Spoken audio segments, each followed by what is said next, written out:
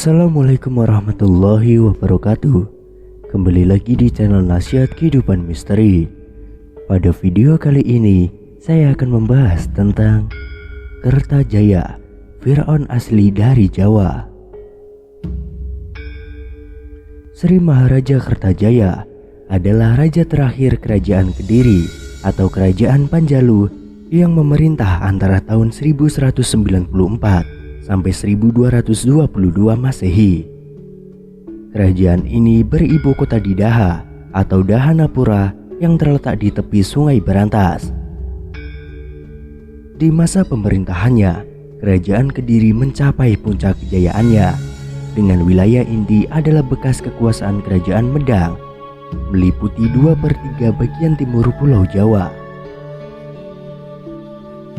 Berita tentang kerajaan Kediri sebagian juga diperoleh dari berita Tiongkok. Buku ini merupakan kumpulan cerita dari para pedagang Tiongkok yang melakukan kegiatan perdagangan di kerajaan Jawa. Kemudian disusun buku Ling Wei Taita tahun 1778 Masehi karangan Chu Ik Fei. Kemudian juga disusun sebuah kronik Tiongkok bernama Chun Fan Chi karangan Chun Jungkua tahun 1225 Masehi. Kedua buku ini menerangkan keadaan kerajaan Jawa pada abad ke-12 dan ke-13 Masehi yang memiliki 14 kerajaan bawahan atau kadipaten yang tersebar luas dari Pulau Jawa hingga ke ujung timur Kepulauan Nusantara.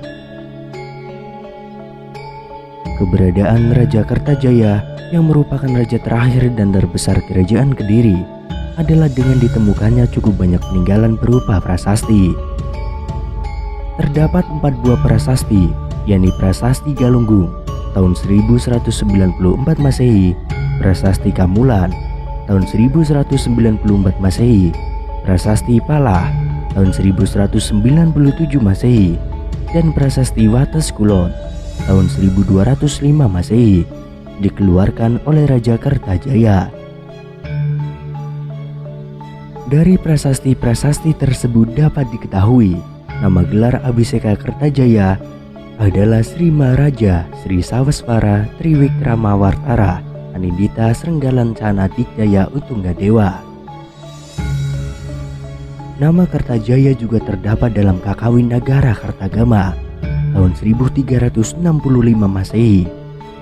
Kitab sastra dikarang ratusan tahun setelah zaman kerajaan Kediri oleh Empu Prapanca, seorang tokoh agamawan di Istana Majapahit.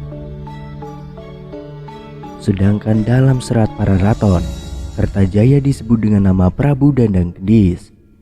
Konon dengan kesaktiannya, Prabu Dandang Gendis mampu duduk di atas tombak tajam yang berdiri tanpa terluka sedikit pun. Dengan segenap kekuatan yang dimilikinya, Kertajaya tidak puas dengan hanya menjadi seorang raja. Dikisahkan pada pemerintahannya, Prabu Dandang Gendis menyatakan bahwa dirinya adalah dewa dan ingin disembah oleh segenap rakyatnya, termasuk oleh para Brahmana Hindu dan Pandita Buddha, layaknya Fir'aun dalam masa Nabi Musa alaihissalam yang mengaku sebagai Tuhan. Rakyat pun dipaksa menyembah, bagi yang tak menurut akan dibunuh. Fir'aun adalah gelar untuk menyebutkan seluruh penguasa Mesir kuno, karena Fir'aun dianggap sebagai perwujudan dewa yang disembah. Bagi rakyat Mesir, penyembahan ini bertujuan supaya kedamaian kehidupan di dunia dan di alam baka yang merupakan harapan semua anggota masyarakat dapat tercipta.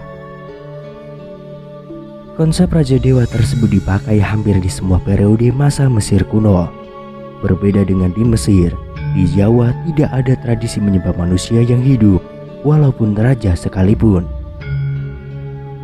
Hanya raja yang sudah mangkat saja yang didermakan di dalam candi dalam wujud dewa. Aksi sang Adi Prabu Kertajaya yang mengaku sebagai Tuhan itu kemudian ditentang oleh para pemuka agama. Para Brahmana pun menolak ketuhanan Kertajaya. Penolakan terhadap pengakuan Raja Kertajaya ternyata berakibat buruk bagi para Brahmana. Mereka disiksa dengan kejam Bagi yang mengakui ketuhanannya akan dibebaskan dari hukuman, sementara bagi yang tetap tidak mengakuinya akan disiksa sampai mati. Mendapati kelakuan rajanya yang sudah keluar batas kewajaran, para Brahmana pun kemudian memilih menyingkir dari Dahanapura sambil menyatakan kesesatan Prabu Kertajaya kepada seluruh rakyat kerajaan yang ditemuinya. Raja Kertajaya sesumbar bahwa dirinya hanya bisa dikalahkan oleh Batara Guru atau Dewa Siwa. Sementara itu, di Tumampel tersiar kabar bahwa Tunggul Ametung, seorang Aku Tumampel, adipati bawahan kerajaan Kediri yang setia terhadap Raja Kertajaya, dikudeta oleh anak angkatnya sendiri yang bernama Ken Arok. Kemudian ia mengambil alih jabatan Adipati Tumampel setelah sukses menghabisi ayah angkatnya itu. Ken Arok yang juga seorang putra kandung Brahmana Logawe, seorang agamawan Hindu Siwa ini mengaku sebagai titisan Dewa Siwa. Mendapati hal itu, para Brahmana yang sebelumnya melarikan diri dari kerajaan Kediri berbondong-bondong meminta perlindungan kepada Ken Arok. Dengan kecerdikannya, Ken Arok memanfaatkan situasi. Melalui pengaruh ayahnya, Brahmana Logawe, yang mendapatkan simpati dari para Brahmana. Ia berjanji akan melakukan pemberontakan terhadap Raja Kediri, Kertajaya, yang mengaku sebagai dewa atau Tuhan. Ken Arok berjanji akan menaklukkan Raja Kertajaya. Kemudian para Brahmana menganugerahi gelar pada Ken Arok dengan gelar Batara Guru. Mulai setelah itu, Ken Arok ditetapkan oleh para Brahmana sebagai titisan dewa. Gelar Batara Guru tersebut diyakini sebagai upaya pemberian kepercayaan kepada Ken Arok. Karena pada waktu itu Raja Kertajaya sesumbar bahwa dirinya hanya bisa dikalahkan oleh Dewa Siwa.